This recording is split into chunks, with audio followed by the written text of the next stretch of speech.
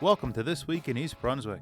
Today we hit the streets with Patrolman Craig Hoover of the East Brunswick Police Department as we celebrate National Night Out with the Neighborhood Watch programs of the Irwin and President Street neighborhoods. Then we check out what's going on at the East Brunswick Public Library as the Observatory brought a planetarium to the library to teach children about planets, constellations, and more as part of the library's summer reading campaign. And speaking of summer reading, the library's own Stephanie Philippone will let you know what she's been reading in this week's new segment of Read This Book.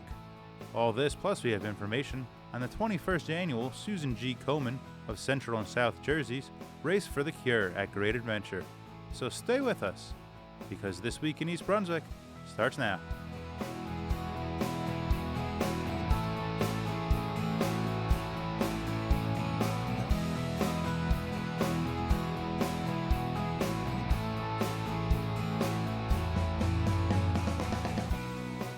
Patrolman Craig Hoover of the Project 18 Community Policing Unit went out on National Night Out to speak with some of the Neighborhood Watch programs in town.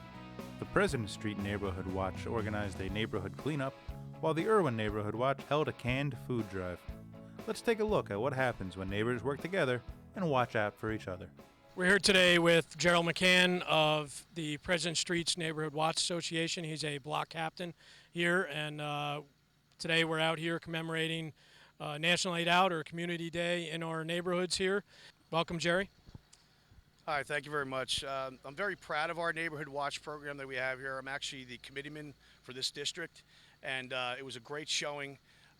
The patrolman actually helped us out, bringing the ice cream truck out for the kids, which actually helped them to help us because we're all getting older. But it was a very good showing. They picked up all the garbage throughout the neighborhood. It's actually helping us to help our neighborhood. We actually have a neighborhood watch program that just recently put up signs, thank you to Patrolman Hoover. And like I said, we're just very proud of the neighborhood. Glad we can get a showing like this to show that we do care. And we do care about everybody in our neighborhood. I want to personally come down here and congratulate you all on organizing so well in your community. You clearly have an agenda and can organize very well, because I've never seen such a large community come out so quickly in their first year. So I commend you all on that, and I want to bring some attention to the East Brunswick Drug Alliance as well, because if you see the street signs that went up for your Neighborhood Watch program, we only give those out to neighborhood watches that are actually doing something. So you kind of earn that status by organizing, assigning block captains, having a lot of communication with me, so I know that you're active, I know that you're doing things, and this, obviously today, with the turnout that you have and the commitment to it, you're obviously showing it as well. So the street signs went up, and you'll see the drug message underneath, the drug-free in East Brunswick. That's sponsored by JACATA, the Governor's Council on Alcoholism and Drug Abuse, and also the East Brunswick Drug Alliance, who really pays for the signs. They paid and backed the ice cream truck today for you, and we're really trying to push the message, for drug use in East Brunswick, that it's, that we're trying to end it. But we're also have a campaign against prescription drug abuse, and that's what we're really trying to do within the township specifically, because prescription drug abuse really turns into potentially heroin abuse down the line. It's really a gateway drug. But as far as National Night Out goes, this is a great event for us to be out here, and I commend you all for coming out here doing this, and I look forward to working with your block captains and your watch for the years to come. I really think it's a great program. The purpose of National Night Out started over 30 years ago in the 80s, and it was meant really for crime prevention, education, awareness, and really to send a message to criminals that we're not gonna take that in our neighborhood. So by coming together and having events like this, getting to know your neighbors, you're gonna look out for each other a little bit more, and hopefully you continue to have great events like this. The crime never stops in town, unfortunately, and you being out here as a community as a whole, definitely gets you in touch with each other, kind of solidifies you and bonds you as a community. So you're the eyes and ears of your neighborhood, but you're the eyes and ears of us as well. And we can't be everywhere 24/7, and that's the bedrock of neighborhood watch and your commitment. So again, I've never been disappointed coming here for anything function. There's always people wandering in. So, again, thank you for coming out. You raised some food for the needy, so that's another great thing. And byproduct of, again, your commitment to the watch program. So thank you again.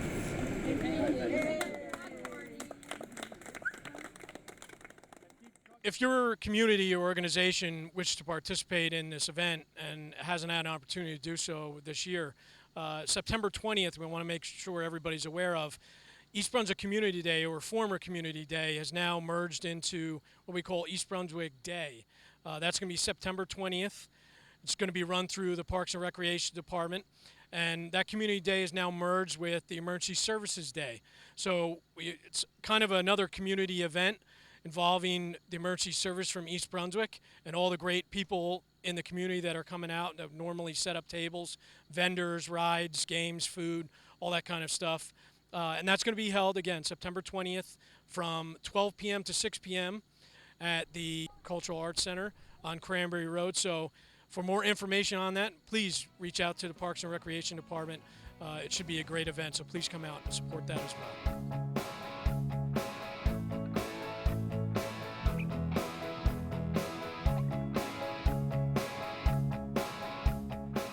My name is Rob Teeter. I'm with Pearl Observatory today here at the East Brunswick Library, doing some science and education programs for kids, teens, and young adults, and also some of the younger kids as well, 3 to 6, 7 to 11. So kids of all ages today got to take part in a planetarium show that we did here from Pearl Observatory. We talked about constellations, about stars and planets and the moon, and how everything fits together in the universe and how we can find things in the nighttime sky, how nowadays we have Saturn up at this time of year along with Mars and Sagittarius and Scorpius. So we talked with the kids about how to find those constellations, how to find those planets, and then also what those planets are doing in terms of how many moons they have, what they're made of, where they go around the sun. And then also a big topic that the kids really like is what happened to Pluto and why Pluto is no longer a planet. And then also explaining how Pluto's still there and we didn't do anything with it, but it's just not a planet anymore, it's a dwarf planet. So that's one of the big topics that we cover in our discussions with the kids. And they're always very, very excited about this topic. The topic of space and astronomy tends to resonate well with kids a lot. So we tend to focus our programs here at Pearl Observatory on programs like that to teach kids about space and science and give them sort of an understanding of where we stand in the universe and what we could see and then how we study it. And then we go inside of the planetarium and we kind of give kids that whole experience of what the night sky should look like at night if there was no light pollution, from parking lot lights and malls and porch lights, and how the night sky would really look with all the stars blazing in the nighttime sky. So we could really get a sense of our place in the universe, Milky Way, and the solar system. All right, the science is astronomy. Right, that's what we call studying everything in the nighttime sky, like stars and planets and galaxies and the universe, all that.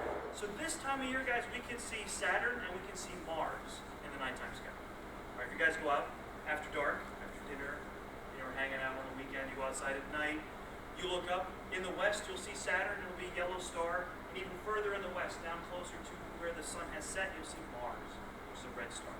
There's a red star, Mars, and then a yellow star at Saturn. All right, so I'll show everybody that stuff inside. We're going to look at galaxies, we're going to look at constellations, other stars, other planets inside of this giant bubble behind me, which is called a planetarium. Two actual shooting stars from space. Now you may be wondering, well, wait a minute. I thought they were shooting stars. How could he possibly be holding stars in his hand? Right, with my hands catch on fire. That wouldn't stars be much bigger. Well, that's sort of what we would call a misnomer. It's not the right word for it. These are not actually stars. They're rocks from space. Right? So what happens is when this rock in space comes in and it bumps into our atmosphere of the Earth, all the air that we breathe, it starts to rub on it. When it rubs on it, it creates friction, but it gets so hot that it starts to glow, and then it atmosphere all the way down to the ground, crashes into the ground, makes a big hole called a crater. Fast. Really fast, really fast, really fast, really fast. You're not going fast enough. Faster, faster, faster. Don't stop until your hands catch on fire. Keep going. Keep going. I'll be back in like 2 days. Rubbing them together. Okay, stop. Stop, stop, stop. All right. So you can never do that. You can never rub your hands so fast together that they catch on fire. But that's what happens to those rocks.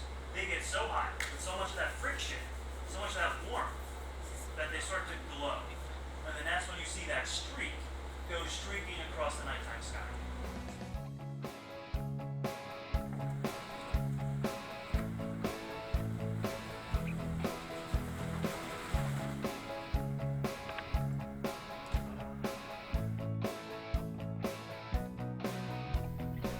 Mayor David Stahl visits two chicks with chocolate for this episode of Business Spotlight.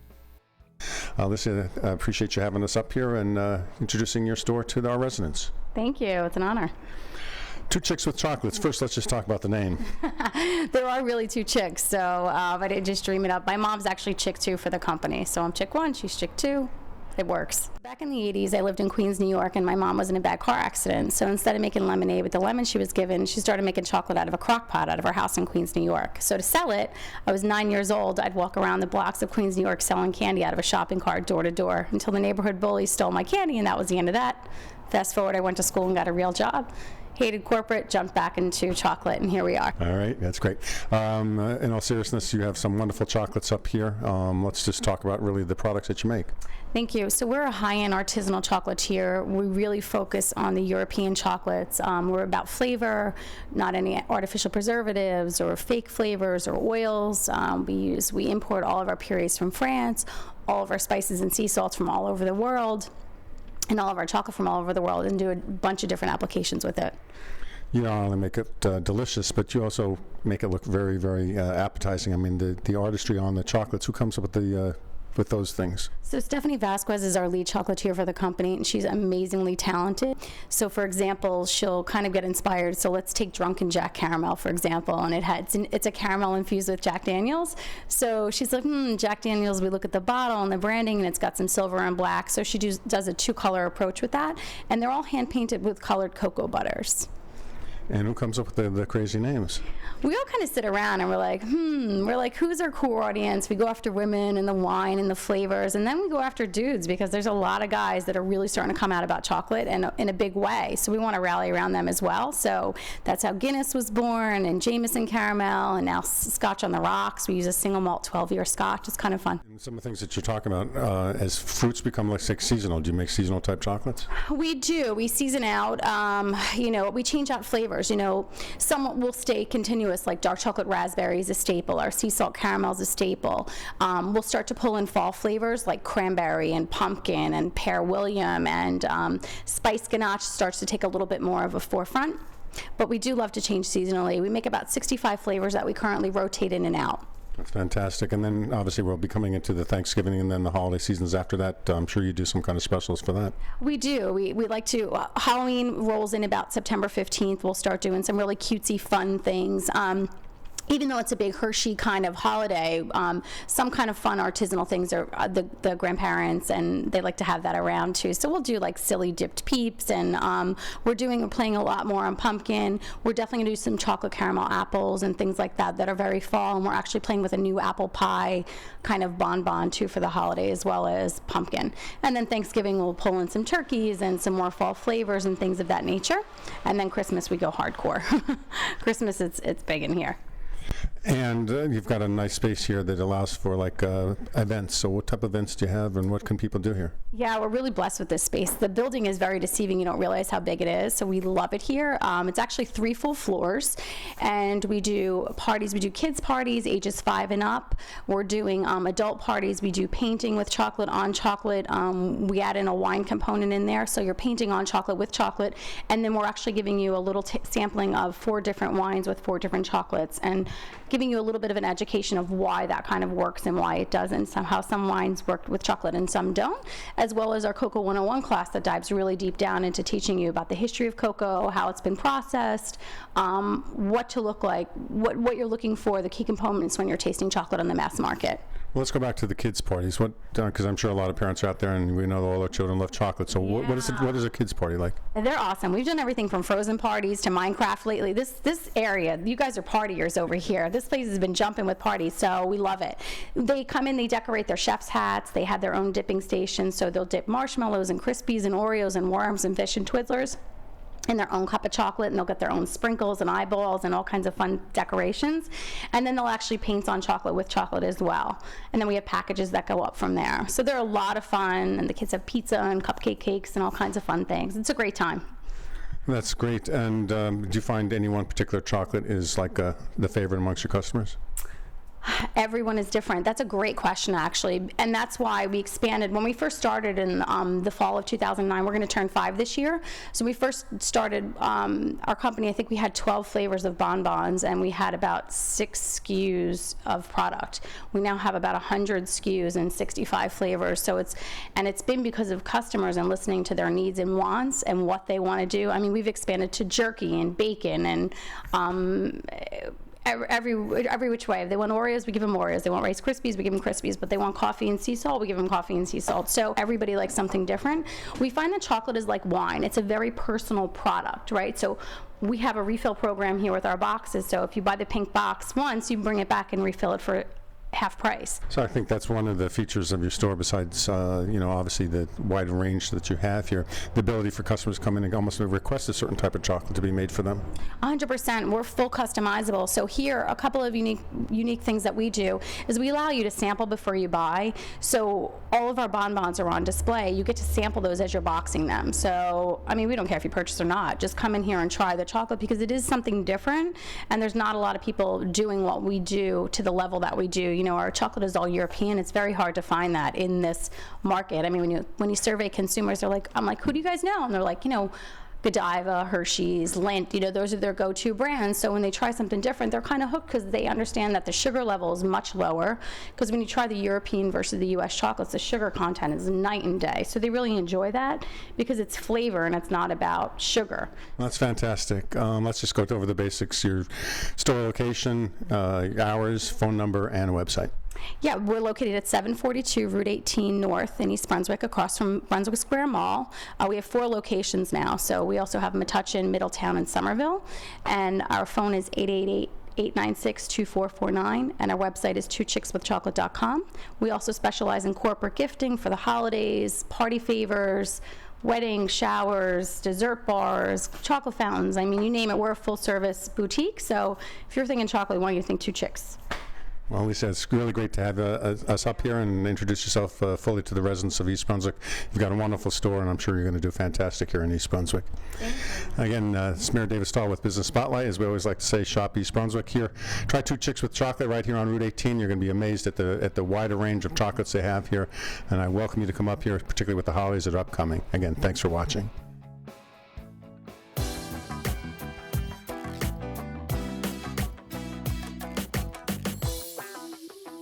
Do you like cop dramas? How about horror films? What if I told you I found a book that combines the two and also throws in some hilarious one-liners? Well, I did, so read this book, Nocturnal by Scott Sigler. Homicide detective Brian Clauser is having some seriously weird dreams. Dreams that mirror gruesome serial murders happening all over San Francisco.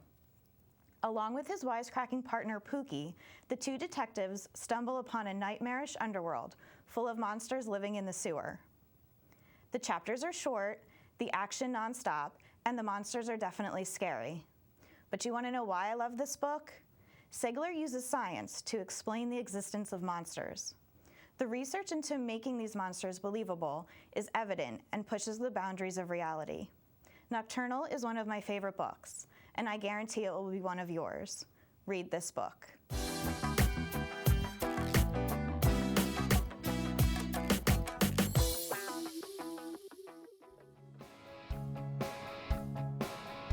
I'm Vivian Leung for This Week in East Brunswick, and I'm with Alicia Barbary, Community Resource Manager for Susan G. Komen for The Cure.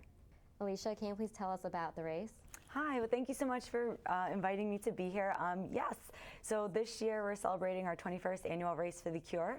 Our Susan G. Komen, our organization, started with a promise between two sisters, and today has evolved into the largest grassroots organization of breast cancer survivors and activists. And I am from the Central and South Jersey affiliate, which is located in Lawrenceville, but we cover 13 counties in New Jersey from Somerset to Cape May. And what is the mission of your organization? The Central and South Jersey affiliate, we are committed to increasing screening mammography to save lives through early detection. And the most important thing about our organization is that 75% of the monies raised in our 13 counties stays local. And the remaining 25% goes to our national office strictly for research. And this year alone, we were able to invest $1 million into 16 programs, which aim to screen 8,000 women and educate 23,000. And I understand that you have an event coming up. Can you please tell me about it? Yes, so like I said earlier, the 21st annual race is October 5th, and it's going to be at Six Flags Great Adventure. We're very, very excited. It's a very emotional and inspirational day for all. We're anticipating about 15,000 participants, volunteers, and spectators. How can people register for the race? The best way to register is to go to our website, www.komencsnj.org. There's a race tab that they can click on, and they can gather any and all information that they're looking for. What can people participate at the race? What kind of events? So there's a couple events all in one. They can either register to walk, run, like I said, they can volunteer, or they can sleep in for the cure. So if they're not able to make it on race day, they can register as a sleep in, and they'll get a special bib and t-shirt in the mail. And why does Susan G. Komen for the Cure host a race? It's our annual affiliate event. It's the most visible. We're able to spread the most awareness and reach the most people, and it's all to hopefully one day find the cure, but it really highlights and honors our survivors, which is why we keep doing it. And who can participate in the race? Anyone. We welcome all ages and sizes of, we have a children's fun run, so anyone 10 and under can register, and each child receives a really fun and cute medal if they participate. Are participants required to fundraise? They're not required, but it is encouraged. We say that your registration gets us to the start line and your fundraising dollars get us to the finish line. And how can people find more information about the race? I really think going to our website is the best resource for individuals who are interested. And if they have any additional questions and want to talk to us directly, they can call us at 609-896-1201. And people who sign up for the event, what can they expect on that day? They can expect a lot of fun and excitement. We have a DJ, Entertainment Extreme, who was with us last year. They'll be back again, pumping up the crowd, getting everyone ready. We have a number of different tents that registered participants can access. And just to note, if you don't pre-register for the event, you can register on site. But we have a partner pavilion where a lot of our sponsors for the race will be giving out some free goodies, which is always fun. We have a survivor tent, which survivors who want to be recognized sign up beforehand as a survivor, and they're able to access a tent where only they are able to participate in. And we have special goodies for them. There's a breakfast, and with that, there's also a survivor per session. So we recognize survivors in order of year. So it starts with 25 plus all the way down to those 0 to 5 year survivors. For children, we have a children's tent, so there'll be a lot of fun activities and games. We have a new crew, a circus crew coming this year, so they will be teaching anyone who accesses the tent different games, how to juggle, how to spin plates. So we're really looking forward to that, as well as a number of other national sponsors who come and give away a lot of free things. So it's going to be a really exciting day. On top of that, you know, lots of just announcements and people gathering, and expect lots of pictures and a lot of fun. One thing I should mention is this year it's new, we're having a photo booth tent. So individuals who want to come in and get a really fun and funky photo, we'll have props available. It's $2 a print, so it's something new this year. And let me mention, there's a wonderful promotion that Six Flags offers for anyone who participates the day of the race. With your race bib, you can stay the day, enter Six Flags for a $20 discount off of a regular admission, and then Six Flags generously donates $5 of each admission back to Komen. So we're very grateful for their support and participation in the event. And what do you hope people can take away from this event? We hope people can just continue to spread awareness and support Komen's mission. Well, let's recap. When's the date? So the 21st annual Susan G. Komen Central and South Jersey Race for the Cure is October 5th, 2014 at Six Flags Great Adventure. And again, the way to register is you can register on site, or if you want to pre-register, go to our website at www.komencsnj.org. Thank you for being with us today, Alicia. Thank you. I'm Vivian Leung for This Week in East Brunswick, and be sure to check out Susan G. Komen for the Cure, the race on October 5th, 2014. We'll see you next week.